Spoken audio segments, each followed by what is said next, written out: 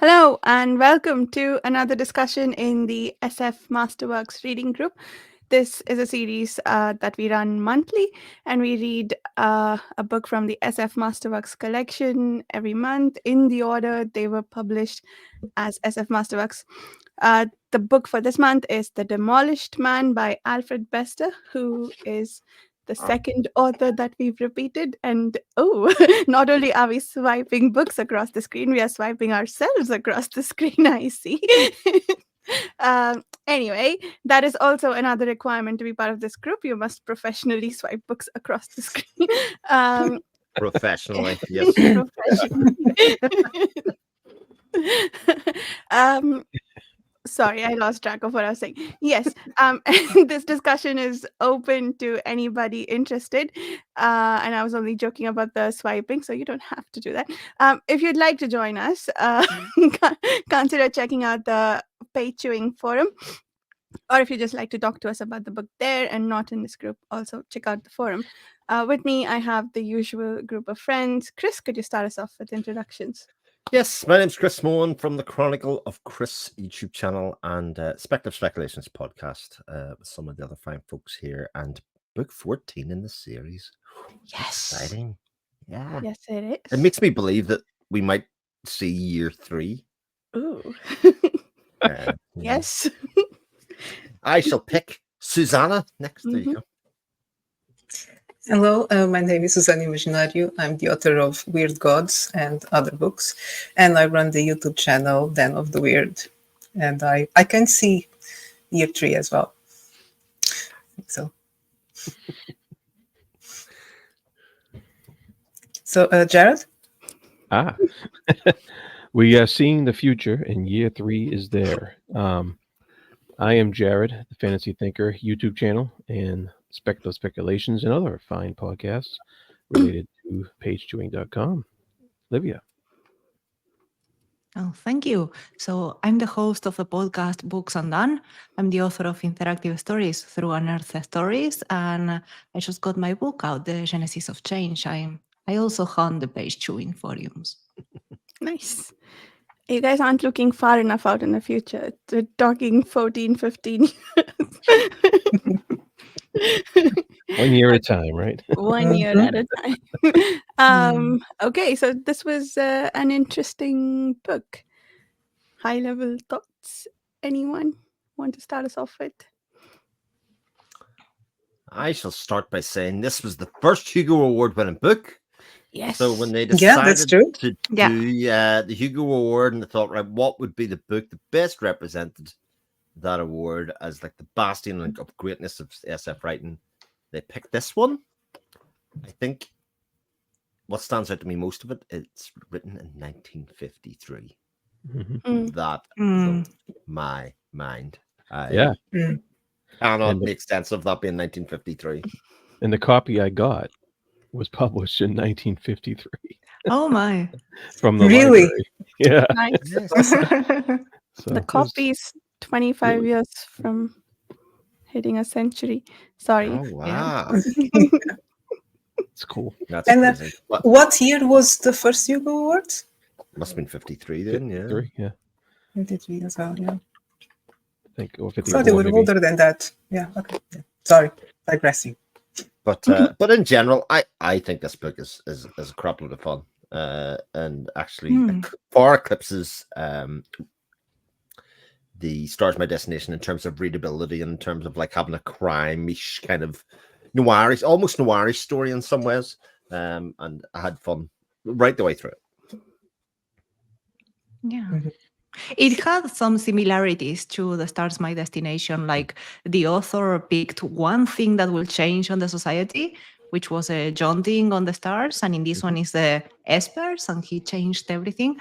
And I think we also have the person with a desire to murder somebody else and the true. blinding rage, because that's something that happens as well. And but I also thought it was better developed, and I think this is actually was first published before The Stars My Destination, which is a bit weird. And well, it also has the same visual elements than The Stars My Destination, so it seems to be mostly like a trait from the author. Mm. Mhm. Yeah, I found a lot of interesting similarities. It's almost he definitely got a style. This author, Mhm. and and he also seems to like to choose main characters who are just morally bankrupt, Yeah. and and um and that's part of the fascination is you're just like, what is this guy going to do next?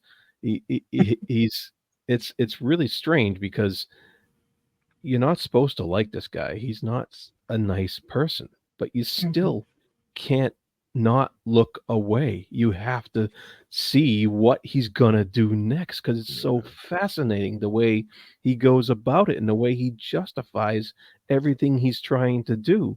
And it really is a fascinating train wreck to look and see um what this protagonist, villainous protagonist is gonna be up to, and that was the fun of it. I don't think there was any real surprises in this book at all. I felt Interesting.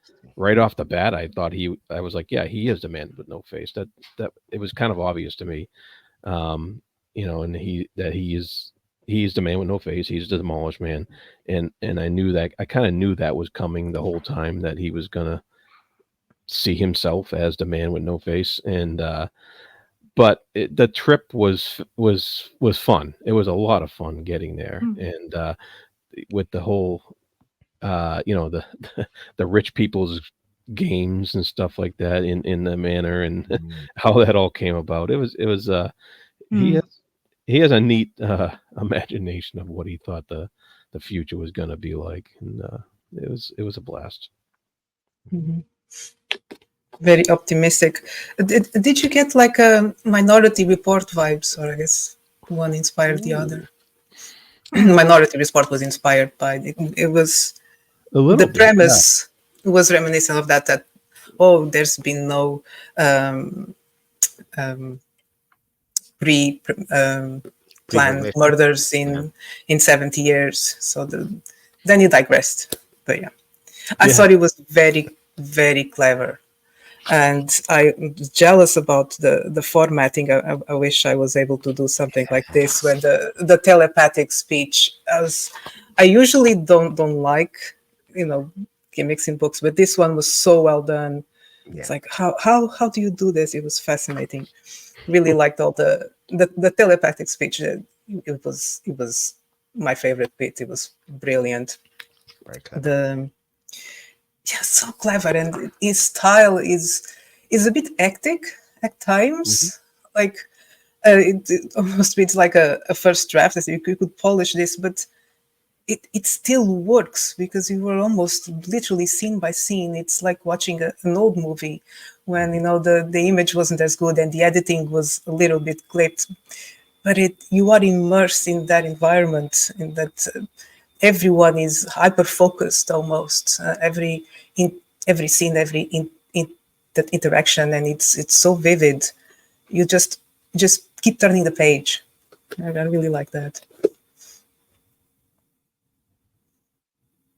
Yeah, there were points when I had to check myself from rooting for Reich. Is how do you say his name? I'm Mhm. like, no, he's a murderer. Stop, stop, stop that. I want to root for the policeman. But he was a No, but clever one. exactly, he was the clever, competent one. Although the policeman, he was clever, but he was so moralistic as well, and he was kind of sly. He wasn't as honest. Mm. Um, but it's true. Even with the Demolished Man, I loved that character, and he shouldn't because he wasn't particularly likable. But same thing happened here. This is a character that you shouldn't like, and you shouldn't root for. And even when you know that he's damned, this, like Jared said, you could see it coming. You still you keep reading it, so it's genius, just very clever. Yeah. Yeah. Even Paul likes Reich as well. Like, I think that's an interesting thing. Even though he's trying to catch the murderer, he has respect, and he's sort of Hmm. he doesn't he's not totally dismissive of him as being just evil.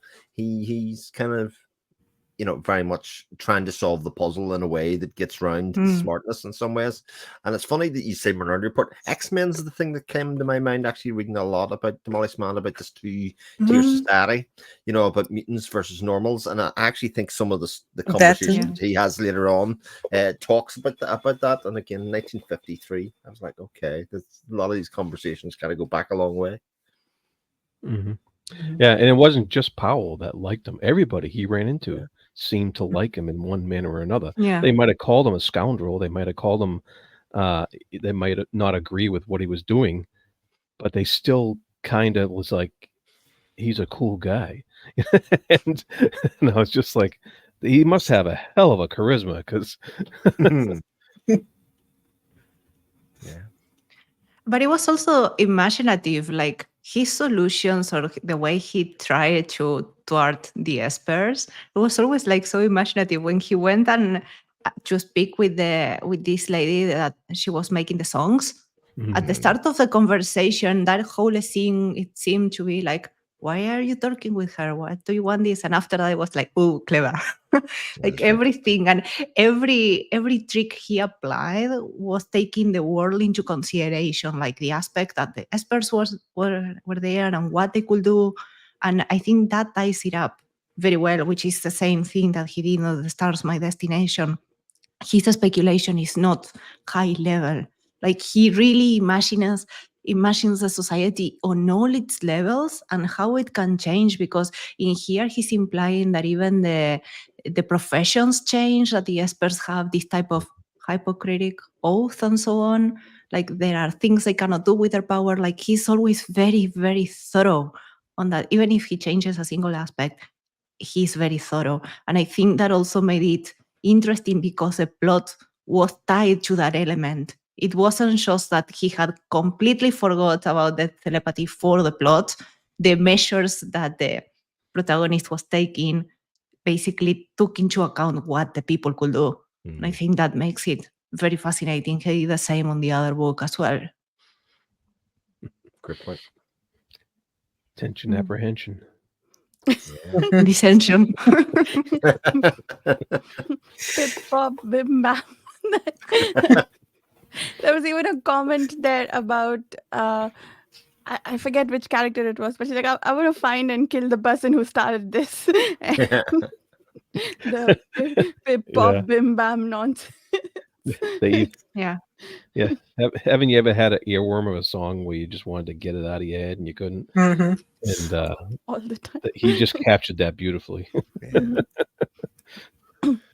Jingle writing. I also I sort of like that Reich was not an idealist. It wasn't that he was against the Esters, and on the base level, he wasn't trying to subvert that society because he was anti and wasn't part of it, because he used them the whole way through his plan. In some ways, he was very open. He even saved the kid in the party that came back around for the favor later on. So it wasn't that he was hating of that element of society. He knew and understood it well enough to then formulate a plan with which to get round and foil or foil what he thought was his competition. And that realization at the end of actually what the father was saying to him when he actually turned up in his room kind of makes it a little bit poignant in some ways. He was sort of seeking redemption and forgiveness for abandoning him, and I think that gives it another layer at the top, when you look back on the whole story. Yeah. I guess you could guess something was up when he went to kill the guy, and he said, "No, you're here. Finally, you're back." I guess even in Stars, My Destination, for different reasons, you knew what was going on or what would happen, because that one is sort of a rep. What's the word I'm looking for? Like the influenced by Count of Monte Cristo, right? It has a lot of the same story beats, so you know where it's going. And this was similar in that, like, the clues were laid out pretty early on for what, like, when was it Atkins or Augustus State who refuses to tell him who the man without the face is, and you you guess, I guess, at that point that it's himself. And even when he goes to murder the guy, he's like, is he the father? Is that why he's being so sweet to him? And yeah, and the fact that he refused to listen to him when he said, no, I did accept your offer. I guess all of that came together really well in the end. Yeah, yeah. It was amusing that he didn't actually realize that his offer was accepted the whole time, and he's just assuming and going after his opponent with all guns blazing, and it was fascinating. I also found it fascinating that they have a society where because the whole time, even though I knew he was going to be demolished by the end of the book, I didn't know that being demolished wasn't being killed. It was they're actually repurposing him for society because they didn't want to lose his talents, and I thought that was actually kind of a brilliant twist at the end there. Yeah. Definitely. I was getting worried for a while when the stars vanished. I was like, okay, completely lost the plot. Where is this going? And then it just, because you don't really think about it, you just assume that Demolished is imprisoned or executed, and then when you finally realize what's happening, or what it actually means, I said, well, that's kind of worse in a way, especially, and it was quite cruel the way that they would remain conscious of being erased throughout, and yeah, that was pretty twisted. I thought It was interesting though that both Barbara, I guess she was more exposed with her telepathic powers after her traumatic incident, but she did start by listening to her father when he was about to be murdered. And Ben also, after he was demolished, he became a telepath, which is interesting in that it sort of makes a fool out of the whole Esper guild and their plan to only breed within themselves so that they can make more Espers. And I don't know if that was some commentary on that kind of organization and that kind of thought process, but I thought it was pretty clever. It was tied up to, I think it was Sam Atkins, the guy who was living on Venus. He was the one, he actually thought that everybody could be an Esper. And that's why he was trying to always think. I thought it tied back to that, that it was basically, he was right. Atkins was right at the end. Yeah, that everybody had the potential to be something. And also, I think that the entire guild had this concept of potential going on because it wasn't the ranking that they had from 1 to 3. It wasn't static. In many points in the book, it was mentioned that people could actually grow through levels as they learned. So that basically is still saying everybody can be, which makes, to me, it made the whole point of the policeman, I forgot his name. He was refusing to marry somebody. Yeah, he was refusing to marry somebody who was just a level 2. And at the end, he ends up with Barbara. So, yeah. Yeah, it's interesting because you mentioned Atkins, is that his name? Saying that eventually everybody will be a peeper, as they call them. But Powell had a different view at the end of the book. He was saying that we all referring to the Espers, he was saying we all live in a hospital, in a psychiatric ward without escape, without refuge. Be grateful you're not a peeper, sir. Be grateful that you only see the outward man and the world. Be grateful that you rarely see the frightening truth in people. And the world may be a wonderful place when everyone's a peeper and everyone's adjusted, but until then, be grateful you're blind. And I thought that was an interesting viewpoint that Powell put out. He was, because you think about it, as an Esper, you would see some people's deepest, darkest thoughts, and they might not always be nice. And so, that could be enough to drive somebody mad right there, you know. Yeah, I wonder if it works over the internet. Oh dear. Apparently not, because they had the video conferences and it didn't work through the That's video. right. That's So right. That's right. yeah. You're safe, Varsha. And Oh, good. Vasha can't read my mind. Okay. what I liked about that, taking from what Jarro said, is that there is this whole discussion that espers found regular conversations unfulfilling. Like they needed the thought conversations, and through the visual elements, there is so much input that or discussion that the thoughts are messy. And that's correct, because we seldom think in a linear way. Sometimes we are thinking and we just branch out and come back, and it's very messy, but it makes sense in our mind, right? And that's what he was trying to do with those drawings. But at the same time, we have this guy who was kicked out of the guild, and he really needs those conversations. He really needs that messiness of the thought patterns and the group thought patterns they were able to do. And I thought that was quite original, because generally when we have so much discussions about telepathy, we only have the same point that Jarrod made, that listening to other people's thoughts may be cumbersome or it may have so many consequences. But in this case, it's like they need it, just like a regular person will need a conversation, right? It was their way of connecting. I thought it was clever and it was quite unique, something that I haven't really read in other books, even though almost 80 years after this one was published.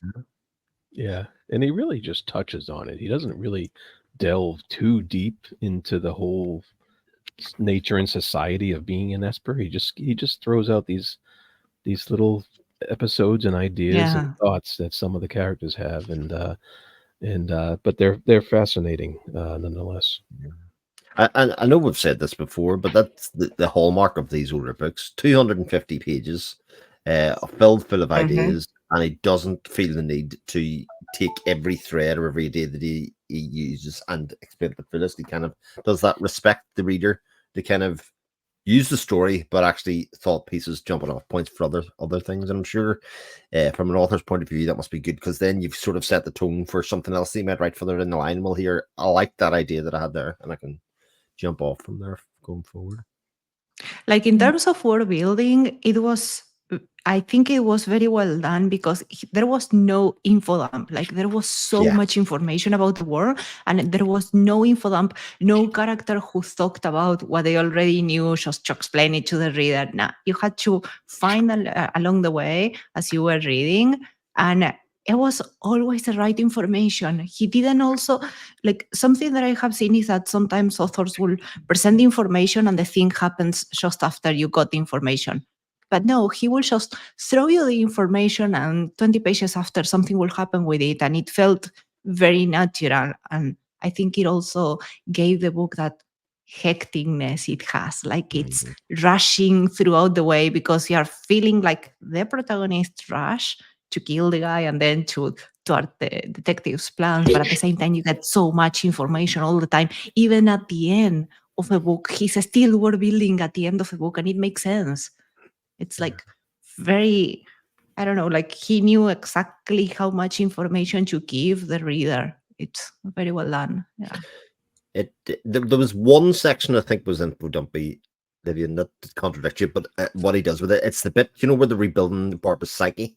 Yeah. When they basically say how they're going to do it. But even within that, he subverts it, because it then became about her growing up then with this attraction to him and their mutual attraction, and her seeing him as a father figure. So they give the info dump, but he doesn't use it the way that the info dump happened, if you know what I mean. He kind of takes it in the whole other different direction that give it another layer of complexity. And I think that's one of the things that I really like about the book, is that everything has got multiple layers of complexity about where it's going and the way that the story is presented. It wasn't just simply a murder based on corporate greed. It was about a lot of things at that stage, and even in the use of the writing styles, where the thought patterns were written in italics, and he uses it as his big reveal towards the end, and the reader's going to miss it even as much as the character misses it. with the italicism of I didn't actually say that out loud. I put it in italics, and you missed it. Yeah. I'm curious how that would have been done in the audiobook. Oh. How you would find out in the end that, or how two telepaths were talking. Sorry, I think I talked over someone. Was it Susanna? No, there was nothing important. Okay. Yeah. I guess the other thing that was interesting about how telepaths were presented in this book is some of the other books I've read where there's societal wide telepathy. It's it focuses a lot, I guess, on the element of empathy or compassion that it brings to society because everybody can understand each other better. But this is still like just as high conflict as our world, just with more like perhaps less crime because you can be caught out earlier. Uh, but that was interesting. That with the thoughts, and I Yeah. guess the espers amongst themselves they can choose what to present to the world. So perhaps because of that it doesn't change too much the ways in which well not materially it doesn't change how people interact with each other or how people feel about each other. But there were I play a little bit with that in OBA Hmm. because everyone has reached their telepathy. So I really love that subtext. There's so much you can do with playing with the subconscious. But it's true, the world building was just exact. You didn't need to know more than it was here to follow the story, and I think it is something he does very well. Keeping things, I think that helps with the pacing. That's why you keep reading, because you're not reading anything that you don't care about. You care about the characters, what they're doing, why they are doing it. Okay, this is how it works. There we go. It's a different sort of book. Sometimes you do want to know all the details in the history, but for this, it's such a simple story when you actually think about it. The premise is very simple, but then you just add these layers, but still contained within the story and the characters. You don't need to learn anything else about the politics of the world except how it affects them. That is craft.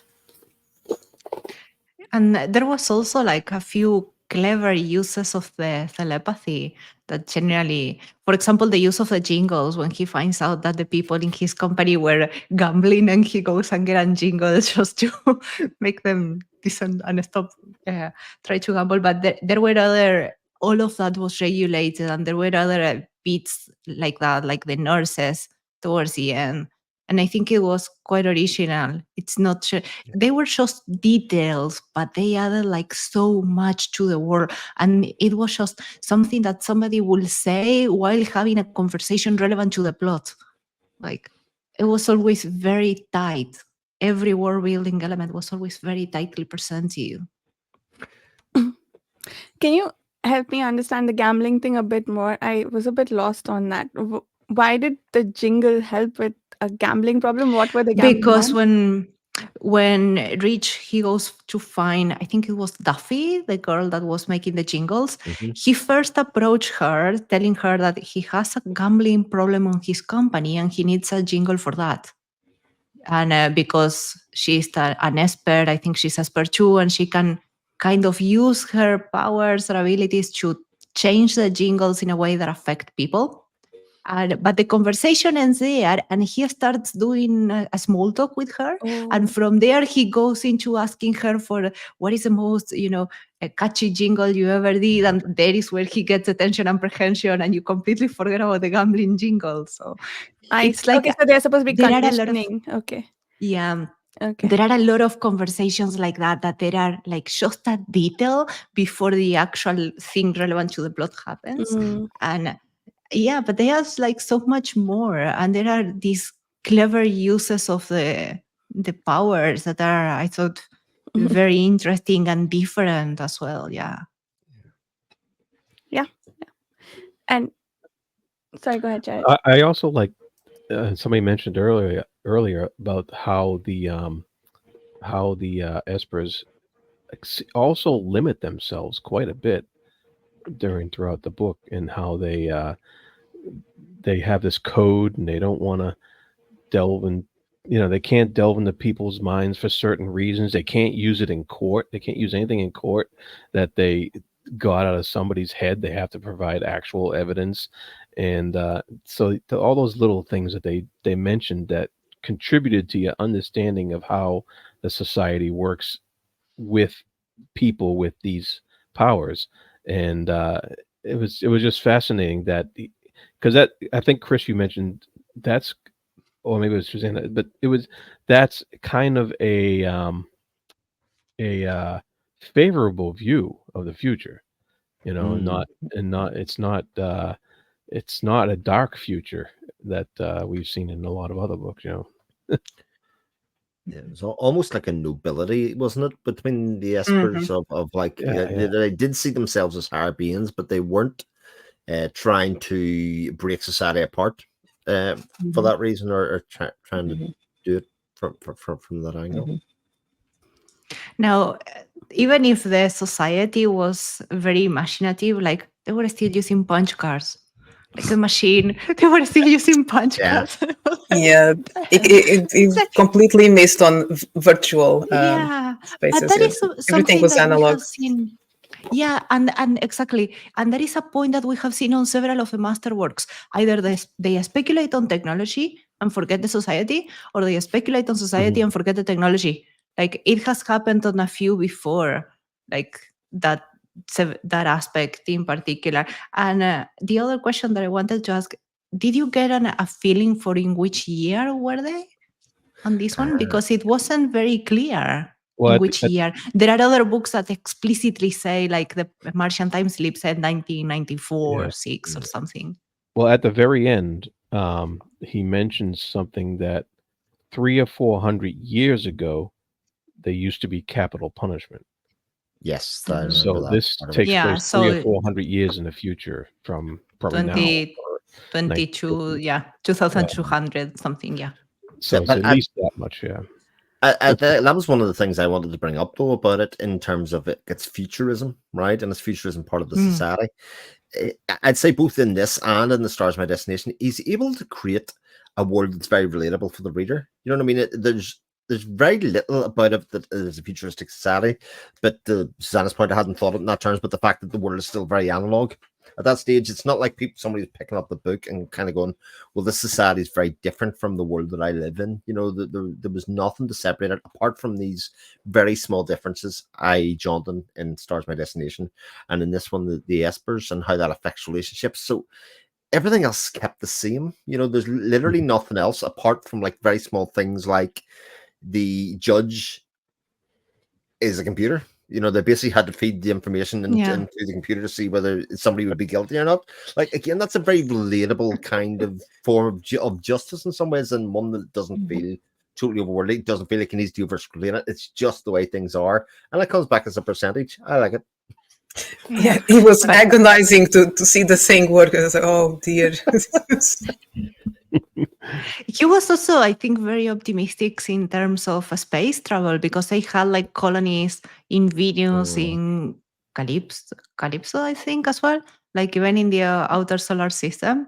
And I don't think we are nowhere near there. But in any case, the punch card machine was better than the big brains. There wasn't something. Right, go ahead. There wasn't something about the gun that they couldn't identify the weapon because they didn't use projectiles anymore. So I got the impression that it was a very peaceful society. There wasn't a lot of crime. They couldn't commit crime because they would be caught. Right. So I guess that helped a bit with the sense of honor and trying to do the right thing. It was part of their culture to be like that, because I guess it would be easier if you had that power to be a people. I mean, how much damage you could do. So, okay, there were the laws in place, but the people themselves, they didn't seem inclined to. Right. So I was a bit confused about that as well. They said that they don't have guns, or is it just the projectile weapons they were talking about? Because towards the end, they had like 3 or 4 different kinds of guns that everybody was wielding. Oh, I missed it. the harmonic guns, and they called them Yeah. guns too. The first conversation that what's his name, Ben Reich, had with whoever he was trying to purchase the gun from, he spelt out the word gun as if the person wouldn't even know what a gun is. But then later on they said harmonic Hmm. guns and some other two or three, they named two or three different kinds of guns. I guess those aren't projectiles perhaps, but I I thought that the seller was actually spelling the word because he wasn't sure the other guy understood like the significance of it. I thought it was mm, just like to enhance the significance. Yeah, got it. So he not didn't because he he didn't didn't know. know. Okay, Yeah. makes sense. But the whole thing with the weapon was what was quite clever because again we have that futuristic aspect that Grace mentioned to make it relatable to the reader. It doesn't matter that the society has all these other fancy weapons. We make the crime with a regular old bullet Mhm. weapon. Right? Yeah. And it had the whole thing. So even when you have this whole strange world, you can still play the part of the detective, which is a trait of the murder mystery or the thrillers that the reader has to foresee and kind of like act like a detective as well. And it made it like he knew very well, like the author knew very well where the reader will try to infer things and crafted like the whole mystery around it. Nothing, there are things that are dependent on the telepathy and other world building elements, but it's always so neatly put together that you can, even if you don't know the word, you can still follow up the mystery at the first time. And I thought it was also like very interesting because in some books that rely too heavy on the fantasy element, it's difficult to play as a detective while you are reading it. Yeah. It's kind of cute how everybody still goes into an office building and works in a big office and stuff like that. But 300 years in Yeah, the future, we don't even do that today, really. Yeah, that's true. It's gone. that's true. What was I going to say? There Never was mind. some stuff at the end of this book, and I'm wondering if this is some of Bester's personal views coming out when he at the very last paragraph in the book, he's talking about, in the endless universe there's been nothing new, nothing different. What has appeared exceptional Mm. 1 minute has been inevitable in the eye of God.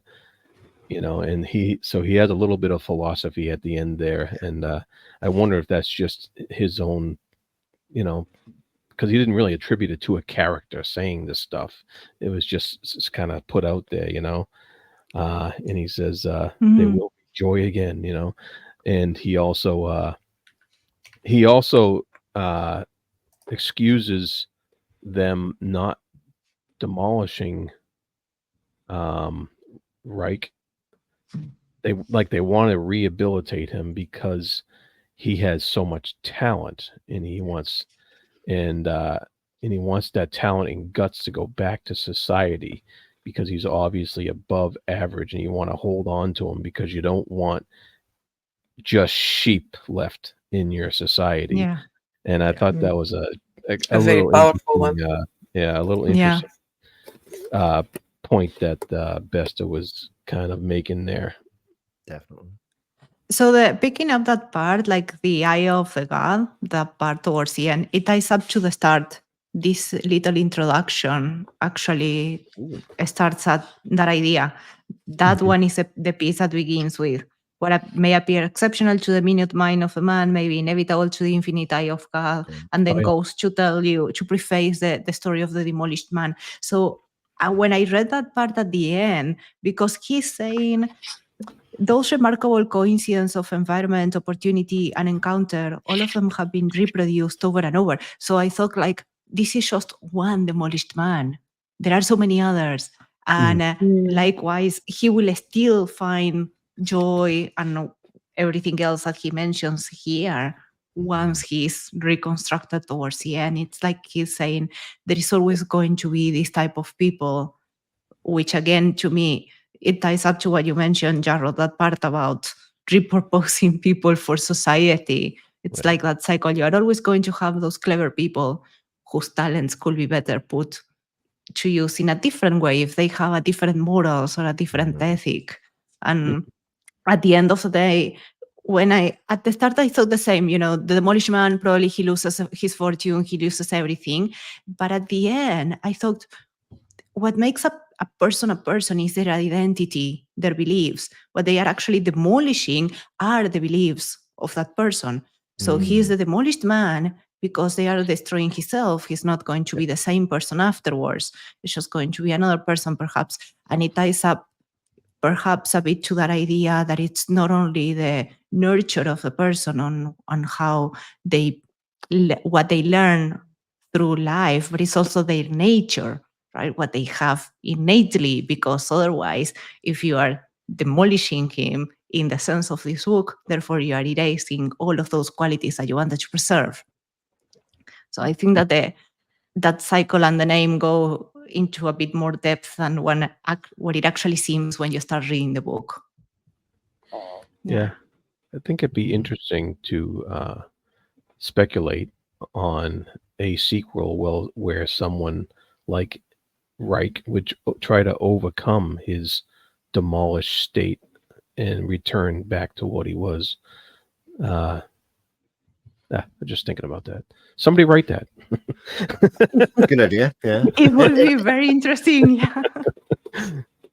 Or Reich ended up doing a similar thing, even though his personality had changed considerably due to the demolishing, but he was still himself at the core, so he would end up pursuing the similar goals to have the Yeah, that could be interesting, but with a completely different personality instead of being charismatic and confident. That I guess that probably helped, considering that he was wealthy and successful. But if it was someone a little bit more humble and shy, I don't know, but still pursuing the same goal through different ways, there's something there. I wonder if he would still have that killer instinct, because that was like one That's of the the things. thing. Is that innate or was that learned? Right. That's one of the things he pointed out about himself right at the beginning. He's like, I have the killer instinct. I'm going to do this. I'm going to do it. And I'm going to get away with it. And he made a plan and just followed through. He was just blinded by himself. Go ahead, Susan. Go ahead. It does play with the subconscious a bit, and the whole thing with his father. It's very Freudian. Again, I don't want to go into psychology, but yeah, he really leaned on that. So that's why it was a very simple premise and easy to spot, to predict what's going to happen, because it is there in our mind, I suppose, and it's been used a lot. But the execution, it was the brilliance of it, how to turn such a simple demon into this. I don't know. I'm just digressing again. I just think it was very well done. I wish I could figure out a way to format a book like this and play with the. That would just write the whole book like that. That's going to be my challenge. Whoa. A short story. I'll try. Yeah. Nice. Yeah. So is there probably telepathy was something very, I don't know, fashionable around the mid-50s and the 60s, because it's not the first book from that range that uses telepathy that we have found so far. And there are a few others in that list that they also rely on this. So it seems like it was like the theme of the decade. Yeah. I think we talked about this before, but the McCarthyism of that era was the idea that you had a neighbor and that you didn't know whether they were a communist or not a communist, and if only you could just kind of see in through their house, etc., you'd be able to tell who they really were, because there was that idea that we had spies and people who were dangerous hiding in our midst. And I don't think it's any kind of accident that a lot of those kind of stories had that kind of theme in them around that time, because that was very much in the zeitgeist at that stage. But yeah, Big Brother's watching you, and makes sense. Yeah, but in this case, it's not possible because they are not part of the government. They can't use it. Hmm. So they were not, I think that at some point it was mentioned that they couldn't be part of the government. They could help on some things, they could be detectives, and that's it, but they couldn't actually lead. So, yeah. But Yeah. there is the implication that they were nearly setting up a new world order at that stage. Like that was part of their brotherhood kind of thing, is that they needed the likes of Ben Reich so that they could sort of bridge that gap, you know, that was going to the next stage. That's why you wouldn't see So people well. I understood that differently. So there was the Esper Guild, and Tate was part of a different syndicate that had a particular belief that they wanted to put the Esper Guild to control the world or something different, but it wasn't the Esper Guild itself, it was this different group. That's how I understood it. Yeah, I wasn't suggesting that they suggest that was Okay. going to happen, but what I was saying, I think there is kind of floating that idea. That's where I got the X-Men vibes from. Is this idea that there is a changing world order kind of coming over that world at that stage, and part Yeah. of the lawfulness of the Esper Guild was in conforming to society and not being seen as a threat outside of society. So I think maybe that's completely in subtext, but that's what I got out of that bit that Paul was talking about towards the end, when he was talking about, you know, what it's like to be us. He basically walked away having the other person, the normal, feeling sorry for him. Like he had manipulated him. Like even though Paul was sort of seen as this good guy, he had manipulated the other person into feeling sorry for him and kind of seeing him as like, oh God, those poor espers, when he knew that they had an advantage in society. Like they were sort of sitting at a higher edge of society, but part of that change was going to be in convincing people that they were poor. Yeah. Good and point. Yeah, and this stuff came up a lot in the 50s, I think, like you mentioned, Chris. And I think there was some backroom CIA experiments dealing with people trying to read minds and what have you, and seeing what they could find out. And nothing ever came of it, but it was definitely in the public conscious during this period.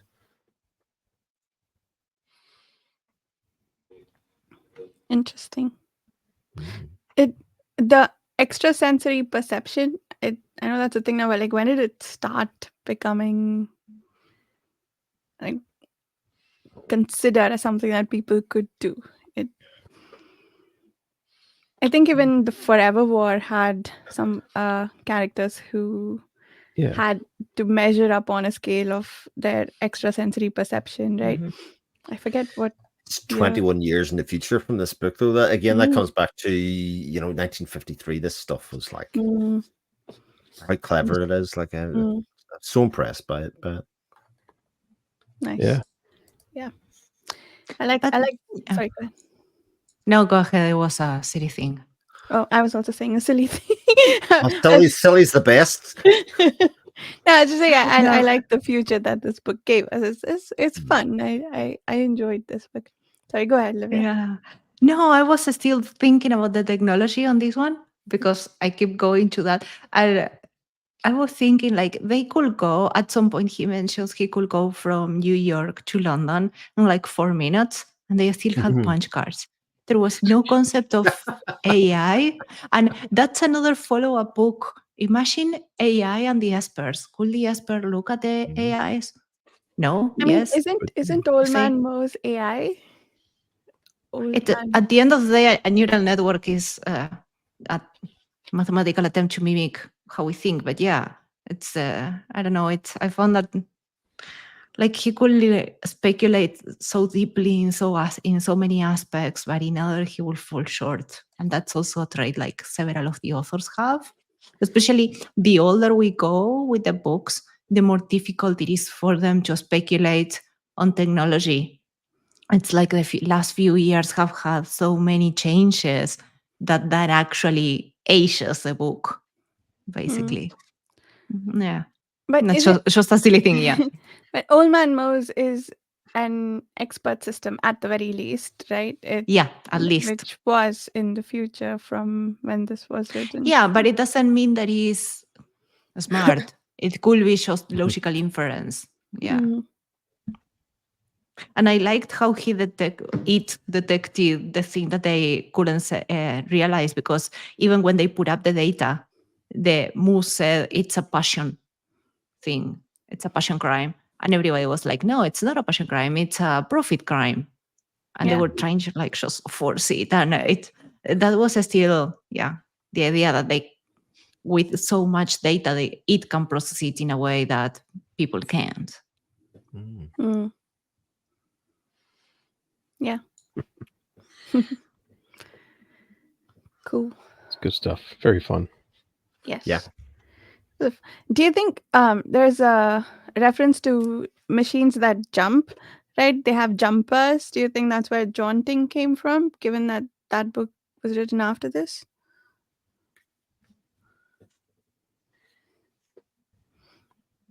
Didn't see it. Yeah. But never jaunting heard is people, right? Yeah, people jumping themselves. It's not machines. Yeah, that's fair. Yeah.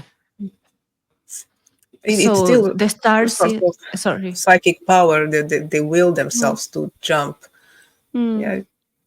But Yeah. Sorry. So the other ones was 3 years after this one. This 53. The other was 56. Mm. Could have been. Yeah. The other ones I got were there's a Casablanca reference in here. Did anybody get? Oh, really? Here's Yeah, thinking at you. thinking that's at you. right. That's right. Yeah. I I was haven't. like, oh, that's clever. I like that. And also the use of the punctuation symbols as language. So you had the Atkins and Yeah. the ampersand. is Yeah. the thing. I was like again, way ahead of its time. And the memes, like the image of the horse laughing that they would Yeah. send to each other. Mhm. Yeah. That was like so fun. It's like some of the stuff's so clever. Yeah. Mm-hmm. Mhm. I mean, who would want to communicate like that? It'd make life so much easier, I think. Yes. And how I did just, had an entire conversation in just a couple of seconds. I was like, oh, brilliant. I mean, Yeah. imagine how much you can talk in the evenings. Oh, yeah. Yeah. Would you run out of So- material if you could talk that fast, or would you talk more? Because if you're just thinking, you're just sending images and Mm.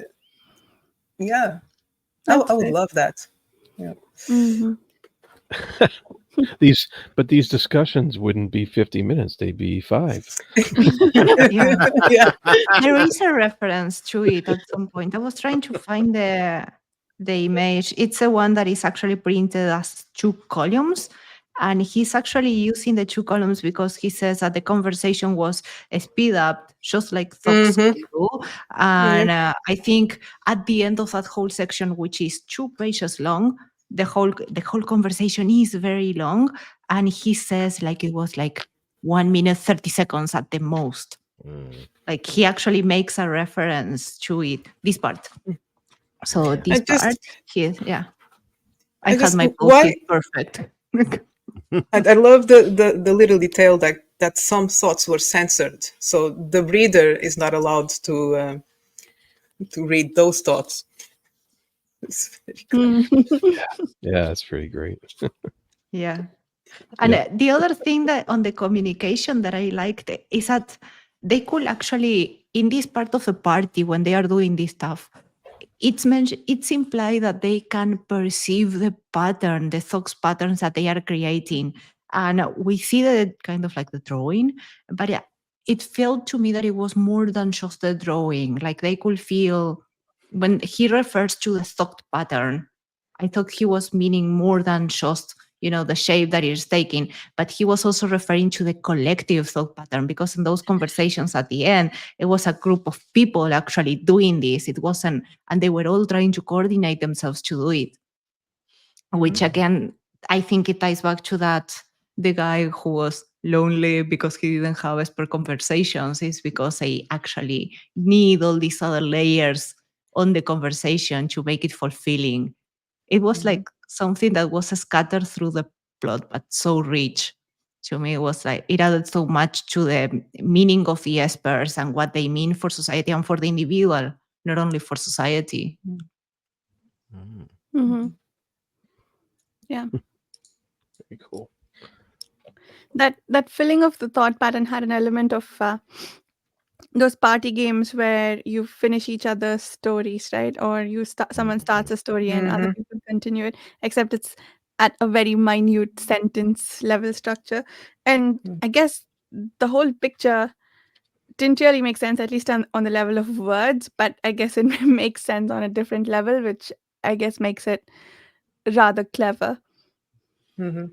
Yeah, but occasionally we do have conversations like that when we're really in sync with someone, Mm, the similar yeah. mindset and wavelengths. And it's amazing when that happens. At least for Mm. me, I've always loved to find someone who can complete my sentences and vice versa. And we were just very attuned. So that times 1,000, yeah. I guess they were all looking for like-minded minds to Mm. communicate. It's just more than words. Yeah. Can relate. Nice. Okay. Any other closing thoughts before we? No. No. I realized that I didn't say the names of the next three books that we are going to read over what month are we in? October, November, and December. We have Stand on Zanzibar coming up, which is another Hugo Award winner, right? I don't John recall. Brunner. I think so, by John Brunner. Mhm. And The Dispossessed by Ursula K. Le Guin, which I am very excited about. And The Drowned World by J.G. Ballard, which does not have a copy in that edition that we are reading from, which makes me sad. But those are the three books coming up for October, November, and December. We usually tend to record towards the end of the month. So if you'd like to read along with us, check out the Patreon forum. So outros then, Susanna, could you start us off?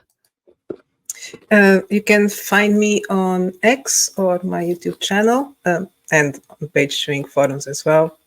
And you can find my books pretty much everywhere. First one is Weird Gods. Go check it out. Nice. And Olivia? We'll go Oh, clockwise, yeah. I guess. So you can find my podcast, Books Undone, on every place where podcasts are. And I'm on X, Threads, and Instagram as Livia J. Elliott. And if you subscribe to my newsletter at liviajelliott.com, you get a free book for my book, The Genesis of Change. So, and I also have the page to Inforium. So, yeah, thank you. Tension, apprehension. And dissension have begun. I am Jared. You can find me at the Fantasy Thinker YouTube channel and on pagechewing.com, where you find plenty of podcasts where I can be a part of, including Speculative Speculations with. Oh, clever. Oh, see what I he love did when there. Jared does that. Oh my God. With Chris Moen, you could it just created a bit of an edit problem there for you, Varsha. Not that you'll do it, but it's cool. No, I won't. From Chronicle Chris YouTube channel and from that said Speculative Speculations podcast, who we also do with. Nice. With me, I'm Varsha. You can find me on the YouTube channel Reading by the Rainy Mountain, on the podcast Speculative Speculations, of course, and hanging out on the Patreon forum, trying to pull people into all kinds of reading groups. Thank you so much for listening. We will see you in about a month with Stand on Zanzibar by John Brunner. Bye.